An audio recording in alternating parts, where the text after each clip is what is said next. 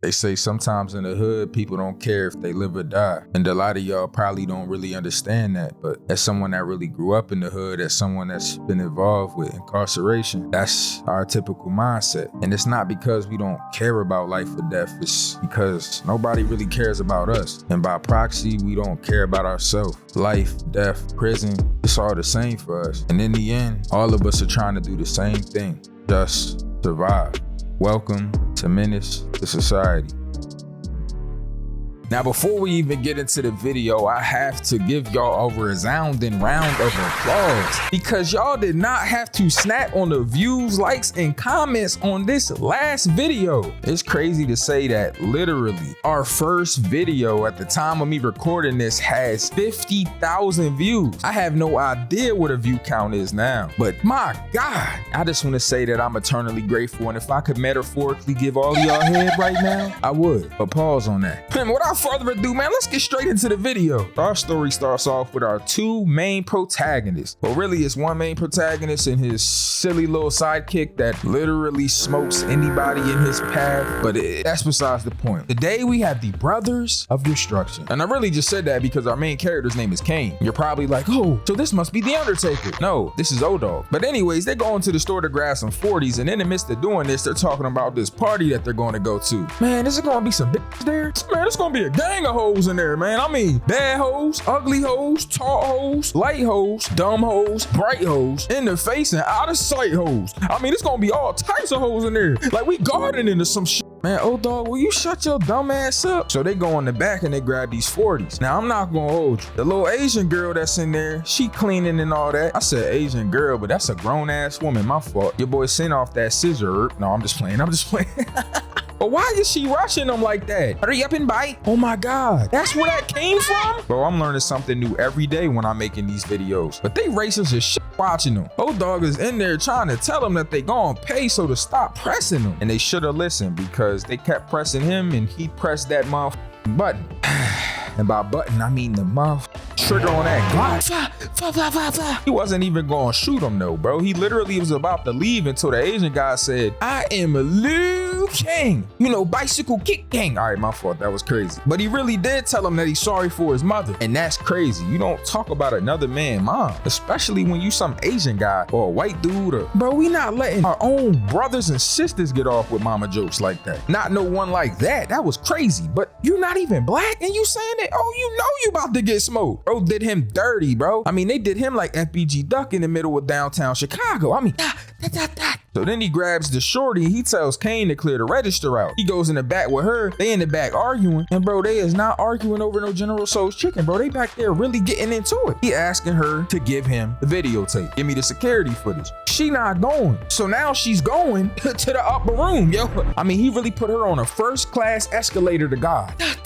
I didn't see her getting smoked back there, but I know he smoked her like a Newport 100. So he comes out after he smoked the Asian woman, bro. He got the tape with him. He clearing the register out because this man Kane don't froze up. He told you to clear the register, bro, and you couldn't even clear your conscience. So he takes the register, goes in bro's pocket, goes in his socks. I mean, this dude O-Dog is acting like he did this before. Kane says they went in for a beer and he left an accessory to murder and robbery. It's gonna be a long summer. God damn. We get this long-winded intro after this about the war in LA, you know, the riots and all that shit.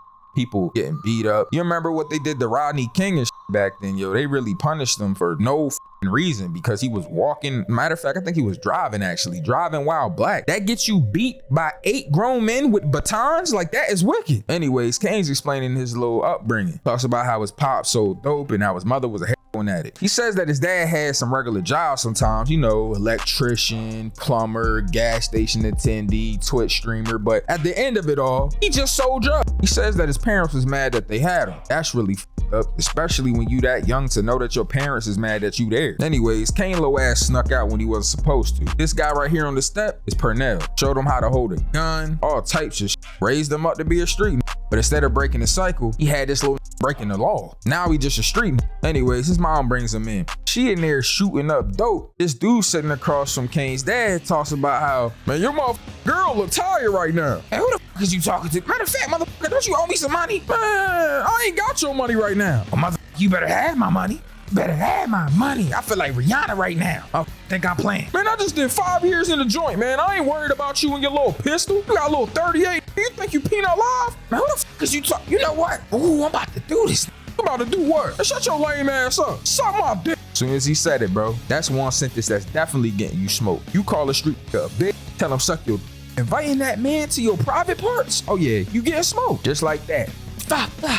This man Kane saw his dad catch a body for the first time, but it wasn't gonna be the last. Now we fast forward to Watts 1993. Kane in school, but half the time he out selling dope. The bell rings and he's on to make some drug deals. But first he walks up on his kid on a big wheel and tells him how he's gonna buy him a new one. This little kid is Anthony. This is Purnell's girl's son. Purnell's girl's son, but it's also Purnell's son. Why didn't I just say it's Purnell's son? But anyways, Purnell's girl name is Ronnie. And Kane, he goes to check on Ronnie all the time and he takes care of her and Anthony because Purnell took care of him when he was out. Purnell's in prison right now. It doesn't really tell us why he's in prison, but I'm assuming it's probably murder because he's been in there for a long time. Now, my man Kane went to go live with his grandma in Jordan Down when he was at 10. Yeah, you know, the Jordan Down projects where the Great Street Crips is at. I know about the Great Street Crips because I watch Battle Rap. One of my favorites, Daylight, and also Shotgun Suge are Great Street Crip. However, Shotgun Suge is a Great Street Crip from New Jersey. And honestly, you probably want me to give you a lesson on gangs right now and kind of explain to you how a, LA native gang made it to New Jersey. But I mean, it's just like any other crime thing in the world, all right? I'll break it down like this. Capitalism exists. Motherfuckers want money. Sometimes when you in your original neighborhood where you grew up at, it ain't enough money to go around. Well, at least you probably feel like that. So you like, all right, I'm gonna branch out. So 1 or 2 gang leaders, they take some guys with them or they go over to a different area in a different part of the world, obviously getting permission from the higher ups, and they start their own little cliques. Boom, there you go. That's usually what happens. One guy originates here, moves somewhere else to try to branch out, get his own little operation going. Bada bing, bada boom. Now you got Jordan Down, you feel me? Great Street Crips in New Jersey. Newark, New Jersey to be, specific. I don't know why I just gave y'all a random gang lesson, but I hope that y'all enjoyed Gangs 101 by the streets. Let me know if y'all like when I explain like hood etiquette and hood things in these videos. I mean, I'm just really trying to educate y'all. Obviously, I'm giving y'all the hood aesthetic because that's what's going to get clicks and views. But really, I want y'all to learn something while watching my videos. I mean, hopefully you laugh until your sides hurt because if I can make you laugh and giggle, I can make that ass shake and all right, my fault. But anyways, his mom died of an overdose quickly after this. I know that's crazy that I went from making your ass shake and jiggle to his mom dying of an overdose, but that's what you get on these videos. His grandparents are super proud of him because he's about to graduate. Damn, if only y'all knew how this story ends. But anyways, graduation night, they go to a party with his hustler cousin, Harold. Now, Harold, he get into that bag. Pockets fat, Beamer, typical drug dealer shit. Bro got a Beamer and bread. Beamer, Benzer, Bentley. All right, my fault. Now, they go in there and everybody's talking to him about the tape. Says he on prime time now. This dumbass, the old dog is out there showing the tape. Bro, that's gonna get y'all caught up in the end. But old dog doesn't care about that. He just thinks that everything's funny. Haha, look at me, guys. I know that you're mad right now because I'm on a motherfucking tape and I done killed somebody, but who gonna count me, son? And that dumbass mindset is the reason why these stupid ass dudes is gonna end up in prison or dead. Because why would your stupid ass go and show everybody? You know what? I'm not even about to say anything else, bro. I'm gonna let it go and I'm gonna let y'all do what y'all do in the comment section. Give me y'all's opinions on it. But I really think that this dude old dog is an idiot for doing that. I mean, why is you telling and showing them the tape? You acting like the tape is something special. Oh, you shot in the head. You know what? Anyways, let's introduce y'all to the gang. This dude right here with a Jerry curl like he easy in NWA. Nigga got the Jerry curl under the hat. Anyways, all he do is argue and gamble. This is AWAC. This right here is old dog, the crazy motherfucker. Y'all already know about him. This dude by the van, that's Sharif. Used to be a street guy, but he gave himself to Allah. Allahu Akbar. And now he trying to get all his homies on it too. And this is Stacy. He went to a different school from them and he played football. He about to go to Kansas to play NAAC. All right, I said NAACP like I'm talking about the Negro Association African. Bro, I ain't gonna lie, I do not know what the letters stand for, bro. I'm bad, bro. What is it?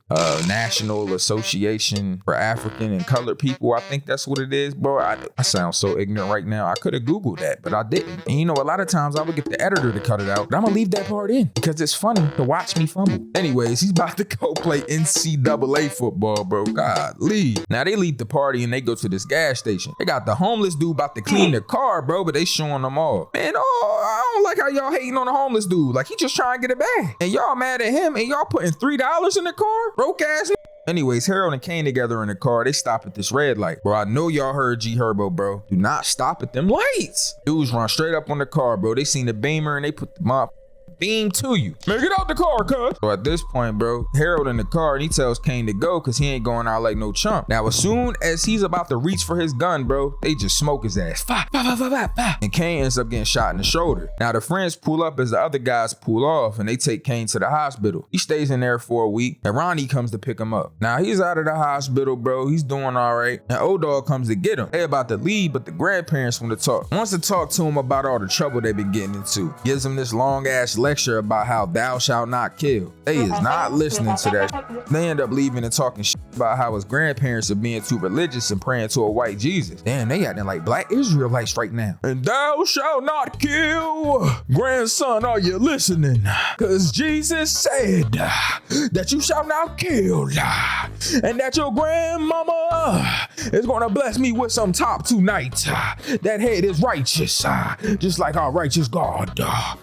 What? Anyways, O-Dog was saying that Kane was in there crying, bro. But Kane hit him right back and was like, bro, you was in there, bitch, talking about get up, get up. Man, you sounded like Meek Mill, like WrestleMania. Anyways, O-Dog found out where Harold's killers are. And they decided that they about to go to a friend's crib to get the strap. Yo, pause on that. Motherfucker got the strap like lesbian sex. Now they in there watching the tape again, bro. And look, bro, he shoots him in the head, yo. They keep just replaying this. Y'all are sick. Anyways, bro pulled a shotgun right up to O-Dog. Gave the crazy nigga a shotgun. I don't even know why you would think about doing this. They just be killing niggas back then. I mean, I guess they just be killing niggas now, but it ain't glorified in media as much. Anyways, O-Dog talking heavy. He in the car, and Kane talking about how he not gonna kill no old people or kids. So this dude O-Dog calling him a bitch. Man, you acting like a bitch right now. Stop being a hoe. Man, they killed your cousin right in front of you. Stop acting like a bitch. Man, both of y'all shut the hell up, man. Both of y'all acting like bitches right now. Talking about stop acting like a bitch. So they pulled up, bro, and they killed them. Man, walked straight up on him. Fa, fa, fa. So the one dude, man, he got shot and he was about to survive. He walked off and AWACS walked up on him like, you need some help, cuz? Fa,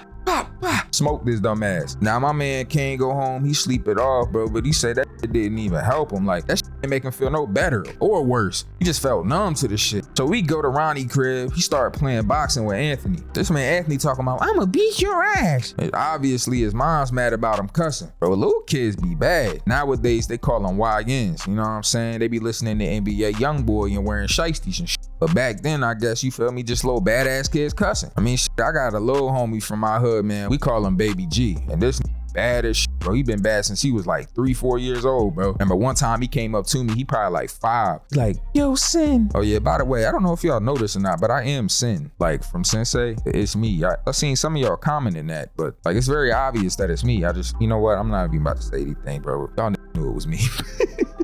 But anyways, yo, Baby G come up to me. He like, yo, Sin, you got $1? And I ain't have no dollar. So I'm like, I literally just didn't. Not that I was broke. I just didn't have no cash. So I'm like, nah, I ain't got it. This my said, fat ass bitch. I'm like, damn. Call me a fat bitch because I ain't have $1. That shit crazy. Anyways, in the midst of them playing boxing and shit, the gang back trapping, bro. The motherfucker crackhead come up, he short $2. I don't know why they needed to show us this, but they did. Cops done ran up on him and everything while this dude at motherfucker Ronnie crib. But anyways, he's showing Anthony how to hold a gun. Just like, remember, he not breaking them cycles. Remember when Purnell had him holding the gun? You see what I'm saying? Art imitates life. This is really just imitating the same shit that happened to him. Teaching this kid how to be bad as shit. So she yell at the kid and say, I'll beat your ass if you ever do this again. Yells at Kane, tells him to stop giving him money. Bro, Kane hit her with the immediate clapback, bro. I don't see nobody in here with no goddamn job. Broke ass bitch. All right, my fault. But Kane says that he's paying Purnell back for watching out for him. And Ronnie's like, man, you need to do something with your life. You remind me of how Purnell used to be. He's like, man, fuck it. His mans page him, so he leaves. He leaves the money there. Now they page Kane to come chill. Now while they chilling, this white guy show up and he wants him to steal this Maxima. He talking about don't come so early. That's what she said.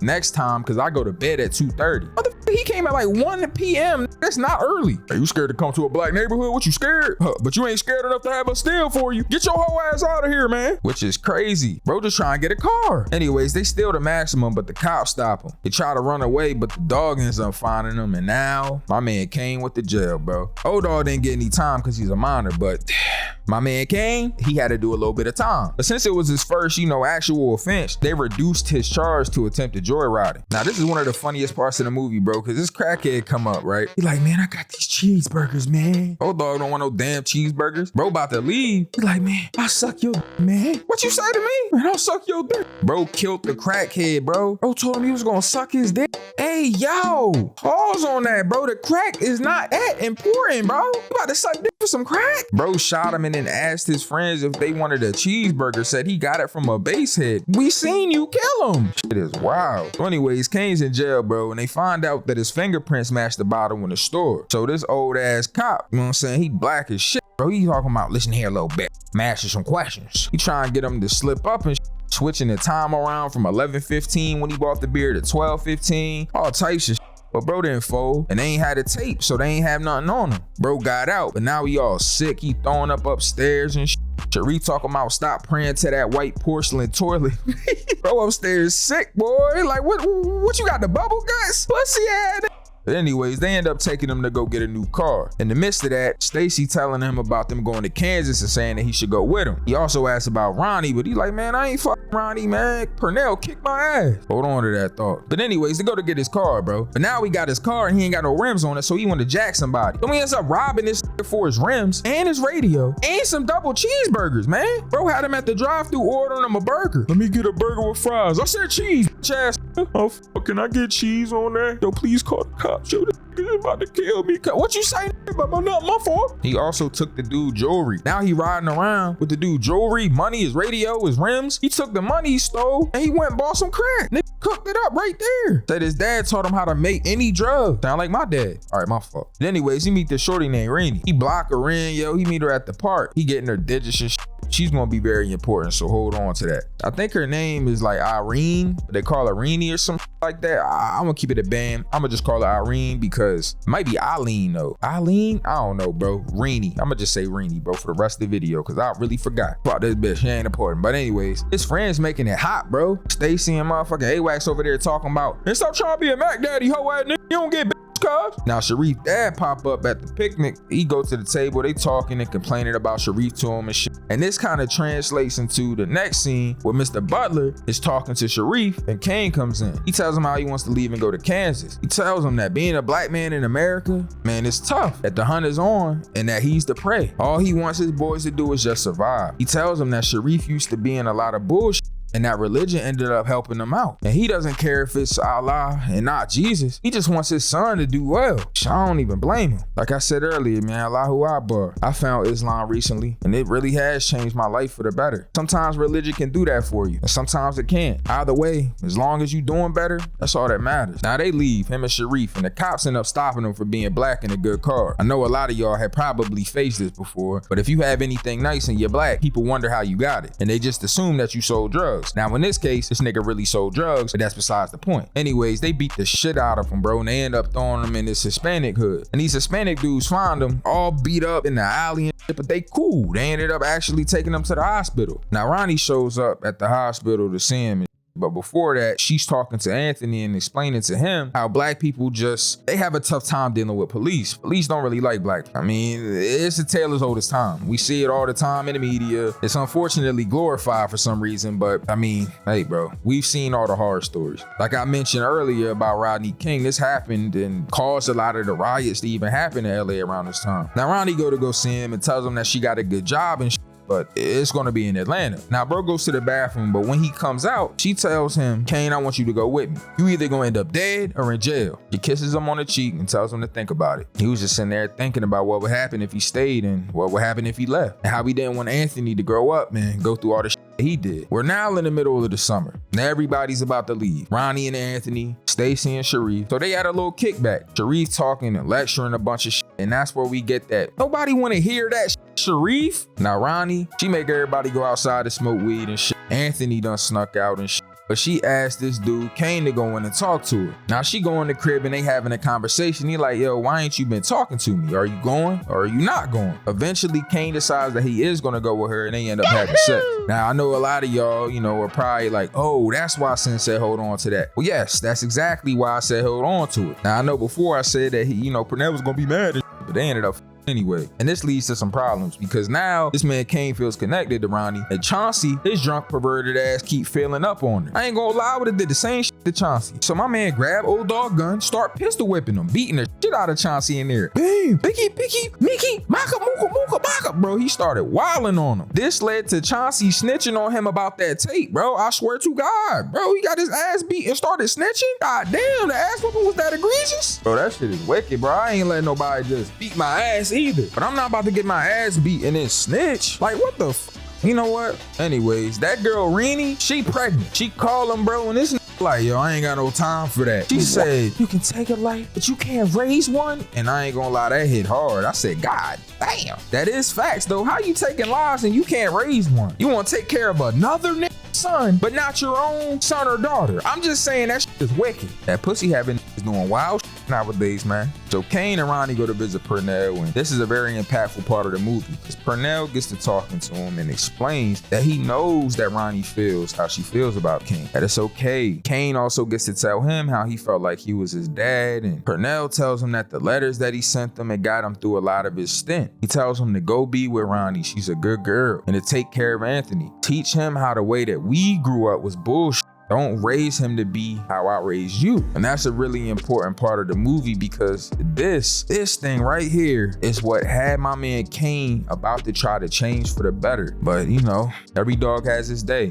I'm gonna catch up to you eventually. Man, that did happen. We're almost there. Strap in. About to get serious. So Kane leaves, bro. He's back at the crib. Old dog walks up and fake robs him real quick. They have a little funny exchange. But Renee's cousin comes to press Kane because Kane is being a deadbeat ass nigga. And Kane beats him the fuck up, bro. I mean, stomps him in, all types of shit. His grandparents come out, see him, kick him out for it. This man, old dog, even got a kick in. That shit was crazy. They tell him how they try to raise him better and blah, blah, blah, blah, blah, blah. You know, man, kick him out. He crying, he sad about it. Now after this, he about to leave with Ronnie, but they looking into him and old dog on that murder. Old dog's mad at Kane for leaving. Chauncey actually ended up snitching, which is crazy. This man, yo, old dog in the house mad as shit. Dog Kane just sell out. But Kane talking about seeing his grandparents before he leaves and shit. I wouldn't be tripping, man. But that's just me. But Renee's cousin, he mad about him getting all fucked up and shit. So they talking about shooting him. They pull up. Kane and Sharif get shot up. All right, my fault. Guns was getting shot so much it sounded like Street Fighter moves, bro. My fault. But that shit was wicked. Sharif dead. Kane laying there dying and shit. He covered the kid up, make sure he didn't get shot, and then he just lays there. And he narrates at the end saying how he knew that the stomping was gonna catch up to him. You know, he beat that nigga up, but he didn't think it was gonna catch up like that. Didn't think he was gonna come blasting. Paul, he said he did too much to just go on like nothing happened. He says, my grandpa always asked me if I cared if I lived or died. Yeah, I do, but now it's too late. And just like that, our story is over. I learned a lot in this video about a lot of different things. Most importantly, I learned sometimes you gotta break them generational curses, break those cycles. You get caught up doing a lot of dumb shit that people around you taught you and it just repeats. And now look, his mom ended up dying. Dad ended up going to prison or dying. I can't exactly remember. Purnell ended up going to prison and now he's dead. He died right in front of Anthony. Lord knows what Anthony's gonna do. Hopefully, you know, his mom, Ronnie, can teach him how to be a better person, but he ain't got no father figure to teach him right from wrong. That loss might be the thing that spirals him into taking somebody's life one day. Teach your kids, man, and break those curses. Break the cycles, man. Don't break the law. This has been Menace to Society.